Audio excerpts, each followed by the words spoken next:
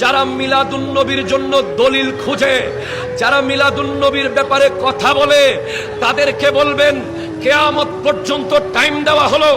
আমার নবী যখন ওই হুদাইবিয়ার প্রাঙ্গণে, হুদাইবিয়ার প্রান্তরে 1400 সাহাবী নিয়ে অবস্থান করছিলেন, তখন মক্কার থেকে কাফেরদের প্রতিনিধি হিসেবে আগমন করেছিলেন হযরতে উরওয়া বিন মাসউদ। তিনি পরে মুসলমান হয়েছেন, সবাই বলেন রাদিয়াল্লাহু তাআলা আনহু।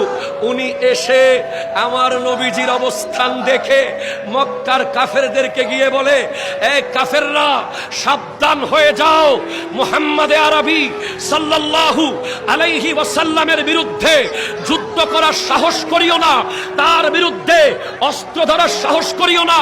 আমি উরওয়া বহু বাদশার দরবারে গিয়েছি, কিন্তু মুহাম্মাদের মতো শানদার শাহেনশাহ আমি আর দেখি নাই।